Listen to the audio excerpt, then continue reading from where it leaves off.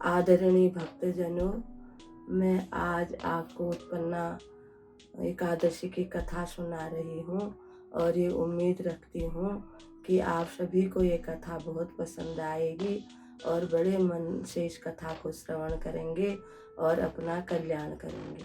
बोल एकादशी मैया की जय, बोल लक्ष्मी नारायण भगवान की जय। गुरुर्ब्रह्मा गुरुर्विष्णु गुरुर्देवो महेश्वर, गुरुर्साक्षात् परं ब्रह्म तस्मै श्री गुरुवे नमः, तस्मै श्री गुरुवे नमः। जय गणेश गिरिजासुवन मंगल मूल सुजान, विनय करें सुर नर मुनि, देहु अभय वरदान, देहु अभय वरदान। तीरथ वरन मिश विख्याता, अति पुनीत साधक सिद्धिदाता। नैमिषारण्य तीर्थ भारत का ही नहीं विश्व का तपोवन सनातन आदि तीर्थ है। नैमिषारण्य 7 आरण्यों में से एक आरण्य है। आरण्य का मतलब जंगल। नैमिषारण्य 3 गया में एक नाभि गया है। नैमिषारण्य में पितरों का श्राद्ध करने का विशेष महत्व है।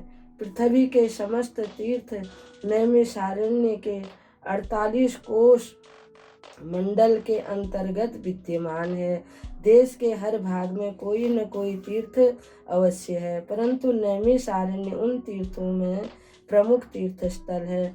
पृथ्वी यानी यानी तीर्थानि तानि सर्वाणि नैमिषे। सृष्टि के रचयिता भगवान ब्रह्मा है। नैमिषारण्य एक विशाल वन था। एक बार ऋषियों ने भगवान ब्रह्मा जी के पास जाकर प्रार्थना की कि हे प्रभु, पृथ्वी पर ऐसी कौन सी पवित्र भूमि है जहाँ पर हम लोग यज्ञ तपस्या आदि कर सकें। तथा ब्रह्मा जी ने ध्यान मग्न होकर मन में विचार किया और सूर्य के समान अपने मन से एक चक्र उत्पन्न किया और कहा, जिस स्थान पर इस चक्र को नेमि यानी शीर्ष हो जाए उसी भूमि को पवित्र तथा श्रेष्ठ तपस्या योग्य भूमि समझना। ऐसा कहकर ब्रह्मा जी ने उस तेजस्वी चक्र को छोड़ दिया। सभी ऋषि ब्रह्मा जी को प्रणाम करके आकाश मार्ग से उस चक्र के पीछे पीछे चल दिए। तीनों लोकों में भ्रमण करते हुए उस चक्र को यानी नेमि धुरी इसी आरण्य जंगल में शीर्ण हो गई। तब से शीर्ण हो गई यानी नष्ट हो गई। तब से यह स्थान ऋषियों द्वारा नैमिषारण्य के नाम से विख्यात हुआ। कलयुग में चक्र तीर्थ का बहुत महत्व है। हर अमावस्या तिथि पर लाखों की संख्या में बाहर से यात्रीगण चक्र तीर्थ में स्नान व ललिता माता के दर्शन के लिए आते हैं। चक्र तीर्थ महत् पुण्य सर्व पाप प्रणाशमनम, वर्तते मध्य भागे तु पृथ्व्याश्वर सर्वनायकम।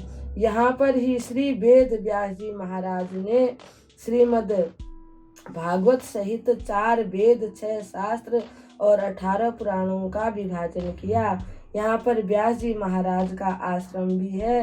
नैमिषारण्य में गोमती नदी के तट पर श्री राजा मनु और रानी शतरूपी ने पुत्र प्राप्ति के लिए 23,000 वर्षों तक घोर तपस्या करके निराकार ब्रह्मा को साकार रूप प्रकट करके उनके जैसा पुत्र होने का वरदान प्राप्त किया। इसलिए अयोध्या जी में जन्मे श्री राम जी कारण भूमि नैमिषारण्य को मानते हैं, यानी कि राम जी के जन्म का कारण नैमिषारण्य तीर्थ को ही माना जाता है, ऐसा संतों का कहना है। नैमिषारण्य में मनु और रानी शत्रुपा की स्मृति शिलाएं आज भी बनी हुई हैं। नैमिषारण्य तीर्थ में श्री सूत जी महाराज की गद्दी भी है, जो 88,000 शौनक आदि ऋषि मुनियों को समस्त पुराणों का धर्मोपदेश दिया करते थे। यहाँ 48 कोस की परिक्रमा का महत्व भी है और चारों तरफ गोमती गंगा बहती हैं। यहाँ माता ललिता देवी का विशाल मंदिर भी है, जिसमें लाखों श्रद्धालु भक्तगण मनोती करते हैं। नैमिषारण्य से 11 किमी दूरी पर मिश्रित तीर्थ है, जिसमें दाइनों की श्रेणी में महर्षि दधीची का नाम सर्वोपरि है। दान यानी दानी यानी दानवीरों की श्रेणी में दधीची का नाम सर्वोपरि है। महर्षि दधीची ने जन कल्याण के लिए अपने शरीर को वृत्रसुर दैत्य के वध के लिए देवताओं के राजा इंद्र को अपनी अस्थियों का दान दिया था। मिश्रित तीर्थ में समस्त तीर्थों का जल मंगवाकर एक में मिलाने से इसका नाम मिश्रित तीर्थ पड़ा। इस पावन भूमि में आज भी हजारों ऋषि मुनि समाधियों में बैठकर तपस्या में लीन रहते हैं। 88,000 ऋषि मुनि, करोड़ों देवी देवता आदि सभी नैमिषारण्य में निवास करते हैं। नैमिषारण्य में एक बार 88,000 ऋषि एकत्रित हुए। उन्होंने 1000 वर्ष तक चलने वाले यज्ञ का आयोजन किया। नित्य प्रातः काल यज्ञ होता था और दिन ढलने से पूर्व समस्याएं प्रस्तुत होती थी और उनका समाधान होता था। ऐसे ही एक अवसर पर भगवान वेद व्यास जी के विशेष प्रिय एवं पुराण शास्त्रों के ज्ञानी श्री सूत जी वहां पधारे। वहां उपस्थित सभी मुनियों ने उनका उचित आदर सत्कार किया और सुंदर व्यासपीठ पर बिठाया। फिर ऋषियों ने प्रतिनिधित्व करते हुए शौनक ऋषि ने हाथ जोड़कर उनसे कहा, आदरणीय सूत जी, बहुत से मनुष्य और महिलाएं एकादशी का व्रत करते हैं। हमारी आपसे विनती है कि हमें यह बताकर कृतार्थ करें कि यह एकादशी क्या है और इसका व्रत क्यों किया जाता है, इसके करने से क्या फल प्राप्त होता है और इन व्रत करने से क्या विधि है। शौनक ऋषि की बात सुनकर श्री सूत जी ने कहा, शौनक जी, आपने बहुत अच्छा प्रश्न किया है, क्योंकि आपके प्रश्न का जो उत्तर मैं देने जा रहा हूँ उससे मनुष्य का भला होगा और इस प्रकार यह एक पुण्य का कार्य होगा। अब एकादशी क्या है हम वो जानेंगे। 2 क्षण रुककर सूत जी बोले, जिस प्रकार यह प्रश्न आप लोगों ने मुझसे किया है उसी प्रकार एक बार ज्येष्ठ पांडव धर्मराज युधिष्ठिर ने श्री कृष्ण से किया था। उन दोनों के बीच जो वार्तालाप होते थे उन्हें मैं आप लोगों को सुना देता हूँ, इससे आपको अपने प्रश्न का उत्तर मिल जाएगा। एक वर्ष में 12 महीने होते हैं। प्रत्येक महीने में 15-15 तिथियों के 2 पक्ष होते हैं। प्रत्येक पक्ष की 11वीं तिथि को एकादशी कहते हैं। इस प्रकार एक महीने में 2 एकादशियां आती हैं। 12 महीनों की एकादशियों को मिलाकर यह संख्या 24 हो जाती है। हर चौथे वर्ष अर्थात 3 वर्ष के बाद साल 13 महीनों का हो जाता है। उस वर्ष एक महीने में 2 एकादशियां और आ जाती हैं, उसको मलमास भी कहते हैं। अतः इस प्रकार 26 एकादशियां हो जाती हैं। इन एकादशियों की गिनती अगहन महीने में कृष्ण पक्ष की एकादशी आरंभ होती है। इन 26 एकादशियों के नाम क्रमशः इस प्रकार से हैं। वो हम आगे की कथा में एक एक एकादशी की कथा सुनाते रहेंगे और एक एक एकादशी के बारे में आपको बताते रहेंगे। एकादशी की महिमा, एकादशी व्रत की बड़ी महिमा है। सूत जी ने शौनक आदि ऋषियों से कहा, ऋषियों, आपने जो ये प्रश्न किया है कि एकादशी का व्रत करने से क्या फल मिलता है, अब उसका भी उत्तर सुन लीजिए। एकादशी का व्रत करने वाले मनुष्य का शरीर निरोगी हो जाता है, आंतों का मैल दूर होकर शुद्ध हो जाती हैं, साथ ही हृदय शुद्ध हो जाने से श्रद्धा और भक्ति उत्पन्न होती है। इस प्रकार से व्रत से प्रभु को प्रसन्न किया जा सकता है। जितने भी व्रत हैं, तीर्थ हैं, दान हैं, पुण्य हैं, उन सब में एकादशी का व्रत सर्वोपरि बताया गया है। यदि किसी के मरे हुए पुरखे किसी बुरी योनि में जन्म लेकर नरक भोग रहे हैं तो एकादशी का व्रत करने से वे उस योनि को त्याग कर वैकुंठ धाम को चले जाते हैं। इस व्रत के करने से अपने वंश के 10, नाना के कुल के 10 और अपनी पत्नी के पिता के पक्ष के 10 पुरखे वैकुंठ में निवास प्राप्त कर लेते हैं। एकादशी का व्रत करने से दूध, पूत, वैभव और यश की वृद्धि होती, यानी कि धर्म, अर्थ, काम, मोक्ष, ये चारों पदार्थ मनुष्य को प्राप्त हो जाती हैं। एकादशी का जन्म भगवान के शरीर से हुआ है, अतः यह पतितों का उद्धार करने की शक्ति रखती हैं। अतः यह व्रत बहुत लाभकारी है। एकादशी के व्रत के नियम अब भगवान कृष्ण युधिष्ठिर से कहते हैं। श्री कृष्ण ने कहा, बोल जुगल जोड़ी सरकार की जय, बोल श्री धर्मराज जी महाराज की जय। श्री कृष्ण ने कहा, धर्मराज, अब यह समझ लो कि एकादशी का व्रत करने की विधि क्या है। व्रत करने वाले को एकादशी के दिन पहले दशमी के दिन से ही मांस, प्याज, मसूर की दाल, चावल एवं व्रत में वर्जित वस्तुओं को नहीं खाना चाहिए। रात्रि में ब्रह्मचर्य से रहे, स्त्री के संग से दूर रहे। एकादशी को लकड़ी की दातुन नहीं करनी चाहिए। नींबू, जामुन या आम के पत्ते चबाकर उंगली से गला साफ कर लें। ये पत्ते भी वृक्ष से तोड़ने नहीं चाहिए। जो पत्ता वृक्ष से अपने आप गिर गया हो उसका प्रयोग करना चाहिए। एकादशी के दिन झाड़ू न लगाएं, क्योंकि इससे चींटी जैसी छोटे जीवों की हत्या हो जाती है। इस दिन बाल नहीं काटने चाहिए। इस दिन कम से कम बोलने का प्रयत्न करें। अन्न दान करें पर अन्न ना खाएं। दशमी के साथ मिली हुई एकादशी वृद्ध कही जाती है। इसमें शिव के उपासक को व्रत रखते हैं, पर वैष्णव धर्म के मानने वालों को द्वादशी से संयुक्त हुई एकादशी का ही व्रत रखना चाहिए। ऐसी स्थिति में त्रयोदशी आरंभ होने से पूर्व व्रत खोल लेना चाहिए। व्रत करने वाले को गोभी, गाजर, शलजम, पालक आदि चीजें नहीं खानी चाहिए। प्रत्येक वस्तु का पहले भगवान को भोग लगाएं और तुलसी के पत्ते डालकर भगवान को भोग लगाना चाहिए। उस दिन यदि किसी संबंधी का शरीर शांत हो जाए तो एकादशी का व्रत रखकर उसका फल उसके प्रति संकल्प कर देना चाहिए। अर्थात परिवार में किसी मित्र की, किसी की भी मृत्यु हो जाती है एकादशी के व्रत के दिन, तो जो हम व्रत करते हैं उसका फल उसको अर्पण कर देना चाहिए। गंगा में अस्थियां बहाते समय भी एकादशी व्रत का फल उस संबंधी के लिए संकल्प कर देना चाहिए। अब हम एकादशी की कथा श्रवण करते हैं। आज उत्पन्ना एकादशी है। मार्गशीर्ष कृष्ण पक्ष की उत्पन्ना एकादशी है। धर्मराज युधिष्ठिर ने श्री कृष्ण से कहा, प्रभु आपने 26 एकादशियों की बात कही, कृपया पहली एकादशी उत्पन्ना के विषय में कुछ बताइए। मैं जानना चाहता हूँ कि इसका क्या महात्म्य है और इसका व्रत करने से क्या फल प्राप्त होता है। इसकी विधि भी बताकर कृतार्थ कीजिए। श्री कृष्ण बोले, यह हेमंत ऋतु में मार्गशीर्ष माह के कृष्ण पक्ष की एकादशी होती है। दशमी की शाम को ही दांतन कर लेना चाहिए और उस दिन रात्रि भोजन नहीं करना चाहिए। एकादशी को प्रातः स्नान करना चाहिए। स्नान के पूरे यदि सुलभ हो सके तो शरीर पर मिट्टी पोत लेनी चाहिए। यदि मिट्टी सुलभ न हो तो मुल्तानी मिट्टी या चंदन ही शरीर पर पोत लें। भगवान का कहने का तात्पर्य है कि किसी प्रकार के साबुन इत्यादि न लगाएं। संभव न हो तो स्वच्छ गंगा जल से स्नान करें।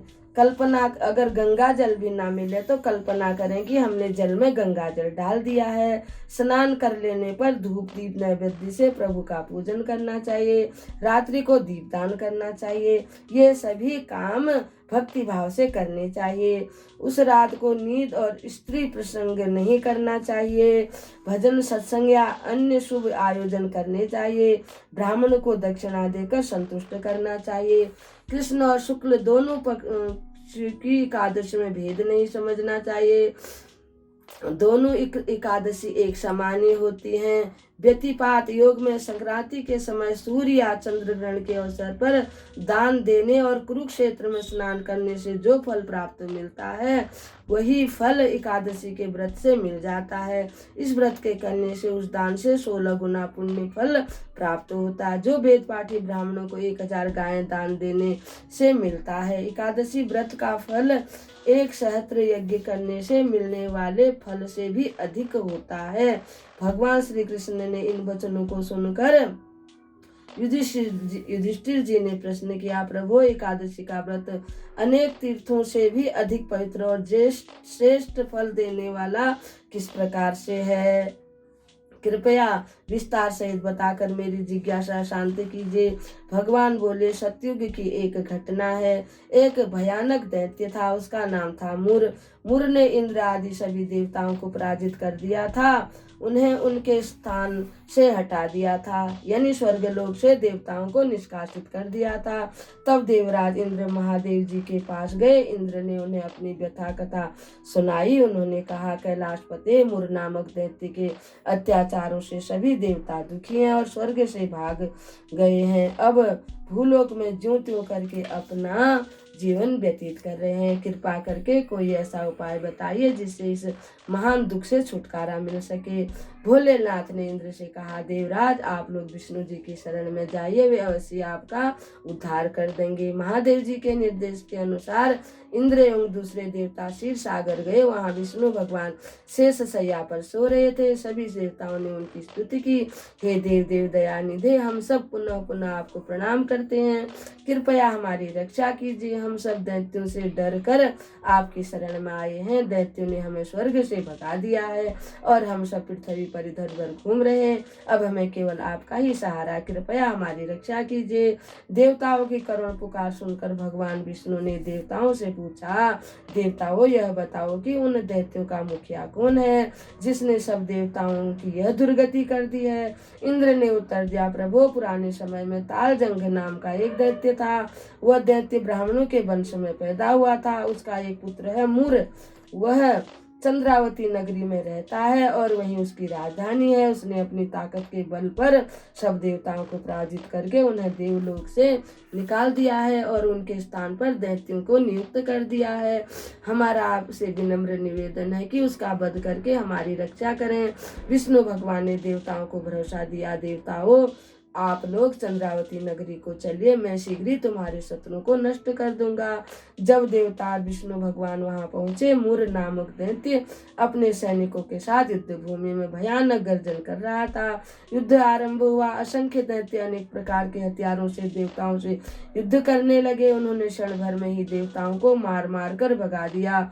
अब तो विष्णु भगवान का युद्ध करना आवश्यक हो गया। वे भी युद्ध क्षेत्र में आ गए। दैत्यों ने रण क्षेत्र में विष्णु जी को देखा तो वे उन पर अनेक अस्त्र शस्त्रों से प्रहार करने लगे।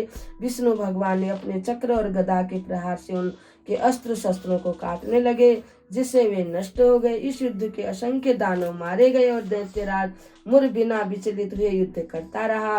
विष्णु भगवान उसे मार देने के लिए जो भी हथियार चलाते थे वे सब उस दैत्य के तेज से नष्ट हो रहे थे और ऐसा लगता था जैसे हथियार नहीं फूल बरसा रहे हों। युद्ध 1000 वर्षों तक चलता रहा पर दैत्य पर विजय प्राप्त नहीं हो सकी। अंत में विश्राम करने के लिए बद्रिकाश्रम में बनी केवल एक द्वार वाली हेमवती नाम की एक गुफा में चले गए, यानी बद्रीनाथ में भगवान विष्णु चले गए और वहां एक गुफा में जाकर के सो गए।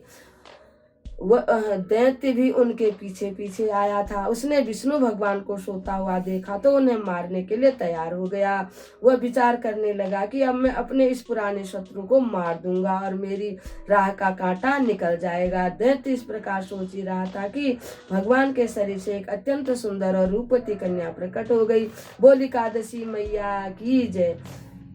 प्रकट होते ही वह दैत्य से युद्ध करने लगी। उसे देख दैत्य आश्चर्य में पड़ गया और हैरान होकर सोचने लगा कि इतनी बलशालिनी यह कन्या कहाँ से आ गई। फिर भी उसने निरंतर बिना विश्राम के युद्ध करता रहा। तब उस कन्या पर एकदम क्रोध सवार हो गया और उसने दैत्य के सब हथियार तोड़ फोड़ डाले, उसका रथ भी तोड़ डाला। अब दैत्य मल्ल युद्ध करने लगा।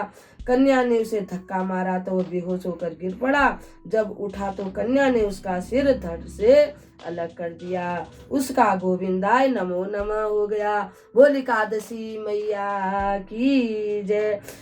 इधर सिर कटा और उधर वह भूमि पर गिरा और उसके प्राण पखेरु उड़ गए।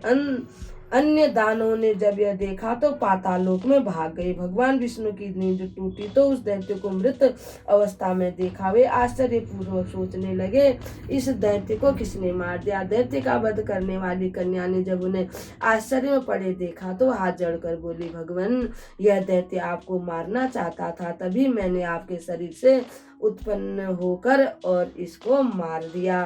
भगवान ने प्रसन्न होते हुए कहा, बालिके, तुमने तीनों लोकों के देवताओं को दुख देने वाले इस दैत्य का वध करके उन्हें सुख पहुंचाया, तब मैं तुम पर बहुत प्रसन्न हूँ। तुम मुझसे अपनी इच्छा अनुसार वर मांगो। कन्या बोली, प्रभु मैं चाहती हूँ कि जो कोई मेरा व्रत करे उसके सभी पाप नष्ट हो जाए और अंत में स्वर्गलोक का निवासी बने। जो मनुष्य मेरे दिन यानी एकादशी के दिन रात्रि में केवल एक बार भोजन करे उसे भी व्रत का आधा फल प्राप्त हो। उस कन्या की बात सुनकर विष्णु भगवान बोले, बालिके आज मार्गशीर्ष माह के कृष्ण पक्ष की 11वीं तिथि है। इस तिथि में जन्म लेने के कारण तुम्हारा नाम एकादशी होगा। साथ ही यह भी कि मेरे शरीर से उत्पन्न होने के कारण मार्गशीर्ष मास के कृष्ण पक्ष की एकादशी का नाम उत्पन्ना एकादशी होगा। जो तेरा व्रत करेंगे वे तेरे और मेरे दोनों के भक्त होंगे और संसार में सुख भोग कर स्वर्ग प्राप्त वैकुंठ प्राप्त करेंगे। तेरे व्रत का फल सब तीर्थों के फल से भी श्रेष्ठ होगा। यह कहकर भगवान अंतर्ध्यान हो गए। प्रभु के ऐसे प्रिय वचन सुनकर वह एकादशी नाम की कन्या बड़ी प्रसन्न हुई। जो कोई एकादशी का व्रत करता है उसके सारे दुख दूर हो जाते हैं। अंत में वह धर्म अर्थ काम मोक्ष प्राप्त करके वैकुंठ धाम को प्राप्त होता है। उत्पन्ना एकादशी के व्रत में विष्णु भगवान का पूजन और भजन करना चाहिए। गुड़ और बादाम का भोग लगाना चाहिए और प्रसाद पाना चाहिए। बोल एकादशी मैया की, लक्ष्मी नारायण भगवान की जय।